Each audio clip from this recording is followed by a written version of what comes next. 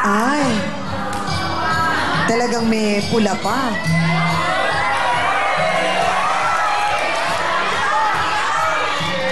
Baka naman may Nancy sa ilalim. Wala. Ibig sabihin, malinaw yung gumawa. Malinaw yung mata nung gumawa. Si Joanne, ang mas mahal, Nancy.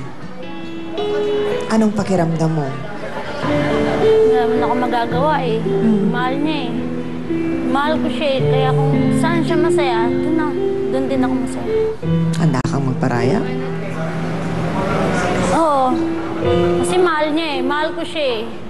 Mahal niya si Joanne. Kaya palalayain ko siya. Hans, nagulat ba ang ating mga sausawero at sausawera sa mga binitawang salita ni Roy? O ayan, narinig na natin ang buong kwento. Ganon pa rin ba kaya ang boto ninyo sa second round? Kasi kanina, halos puro puti ang nakita ko. Ngayon ba may naiba ng opinyon? O, round 2 ng ating botohan. Pula ba o puti? Go! Taas! Go! Boto!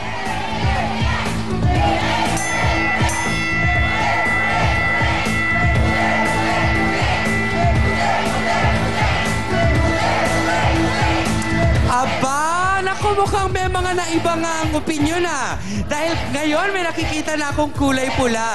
Siguro, hatid ito nung pag-amin naman ni Roy na sa kabila ng lahat ng nangyari, ay parang mas gusto pa rin niyang ang makasama ay si Joanne. So, siguro yun ang naging medyo pabor para sa side ng Pulatsang. Yan ang resulta ng ating Botohans Round 2. Salamat sa mga kasawsawan natin, Joanne. Anong pakiramdam mo? Matapos mong marinig na sinabi ni Roy na ikaw yung mas mahal niya. Saya po. Saya po ako. Takot lang po ako baka sabi niya lang hindi yung totoo.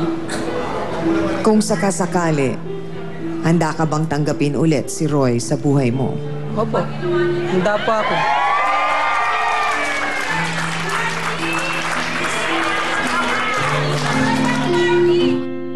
Bibigyan po natin ang pagkakataon ng ating mga bisita na makausap po ang ating mahal na trio tagapayo upang mas maunawaan po nila ang kanilang pinagdaraanan, lalo na po ang ating kapatid na si Nancy. Umalis po kami kasi pinalayas. Nagsama kayo? Hindi po kami nagsama. Saan ka mo? Sa Antipolo po. Minsan sa kaibigan ko. Minsan nanguwi po ako sa amin. Sa'yo ka naman. Namuno ka sa nanay mo. Makasakaling dumating pa naman, makakita ka ng malamang ka-partner mo. Magtutotoo sa'yo. Parang ano na lang. Tulungan mo ang sarili mo, magtrabaho. Natatag ka na lang. So ikaw, Roy, babalik ka talaga?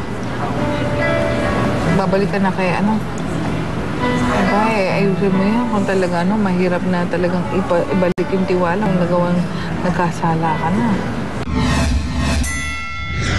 Sa ating po mga bisita, sana po yung binigay sa inyong payo ng ating mahal na trio tagapayo ay bigyan niyo po ng importansya dahil talagang kayo po ang makikinabang doon. Bago lang tayo magtapos ngayong umaga, may mga mensahe pa silang nais na iwan sa inyo. Unahin ko po si Attorney Acosta. Una sa lahat, nais kong mangaral kay Nancy, no? Pag nakikipanuluyan ka, wala kang karapatan na hipuin ang mga bagay na personal na pag-aari ng may-ari ng bahay. At sa kalagayan ni Nancy, dapat umuwi na lang sa nanay niya. Kailangan siyang magbagong buhay. Ituwid niya ang kanyang landas habang may pagkakataon pa.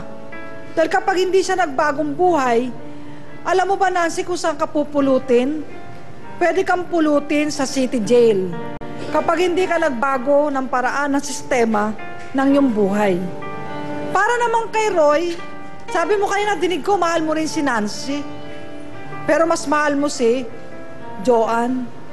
Iisa lang ang puso mo Hindi pwedeng maraming tao o maraming babae ang nasa puso mo. Sana, sa dako pa ron maituwid mo rin ang landas mo. Kung ganyan man ang kalagayan ni Joanne, sana hindi siya binibiktima. Isipin mo, Joanne, kung talagang mahal ka ng isang tao. Dahil sa kalagayan mong yan, bagaman may mga karapatan ka, huwag mong payagan na biktimahin ka ng sino man. Gamitin mo ang iyong isip at hindi lamang ang iyong puso. At si Miley naman, sinupin mo ang inyong pamilya, buuin nyo, at lagi mong tandaan, walang taong perpekto sa lupa, nagkakasala at nagkamali. Tama, tinanggap mo muli ang iyong asawa. Marami pong salamat, Attorney Presida Rueda Acosta. Dr. Camille?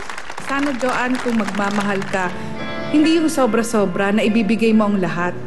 Dahil kung sabihin mo na umaasa ka sa relasyong ito na babalik man sa'yo si Roy, maaring oo, babalik sa'yo. Pero may pagkakataon pa rin na matutok rin si Roy. Mas mag-igi siguro na isipin mo kung ano ang nararapat para sa'yo sa iyong kinabukasan. Sana alam mo kung ano ang limitasyon mo sa pagmamahal na ito. Yun lang po. Maraming pong salamat, Dr. Camille Garcia. Reverend Sunny? Dahil po walang perpektong tao sa mundong ito, ang ating paghahangad po ng magkaroon ng perpektong pag-ibig ay hindi po natin makukuha dito sa mundong ito. Ang tunay na pag-ibig na ipinakita dito, yung pagmamalasakit na ibinigay ni Joanne sa dalawang ito. Ngunit ano ang napala ni Joanne dahil sa kanyang pagmamalasakit at pag-ibig? Ayon, nasaktan siya. Para nakikita ko rin ang ginawa ng Panginoon sa kanyang hangaring mahalin ang tao sa mundo. Ibigay pa niya ang kanyang buhay, siya pa ang nasaktan. Siya pa ang ipinako sa krus. Yan ang tunay na pag-ibig na dapat bawat isa ay ilagay sa ating puso. Hindi yung pag-ibig na nagsasamantala, hindi pag-ibig na dahil lang sa pera, hindi yung pag-ibig na dahil lamang sa tukso o udyok ng laman. Kundi ang pag-ibig na binigay ng Diyos lamang ang magbibigay sa atin ng kaligayahang walang hanggan. Salamat po.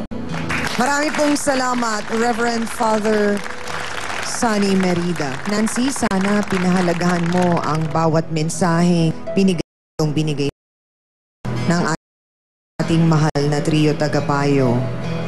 Bibigyan kita ng pagkakataon na humingi ng tawad sa mga taong nasaktan mo, tumulong sa'yo, minahal ka, tinanggap ka, pero sa isang banda ay may nangyaring hindi maganda at nasaktan mo sila. Sorry sa inyong dalawa. Lalayo na ako. Hindi ko na kayo guguluhin. Pero sorry. Kailangan lang namin ibalik mo yung tiwala mo. Respeto mo sa sarili mo. Kasi bilang kaibigan mo, Nancy, mahal ka rin naman namin eh. Tao lang din kami. Kaya nga may sorry. Naintindihan ka namin. Alam mo naman, di ba? Simulat sa pool, Nancy. Pinapahalagaan ka namin. Dahil namomroblema ka na nga sa pamilya mo.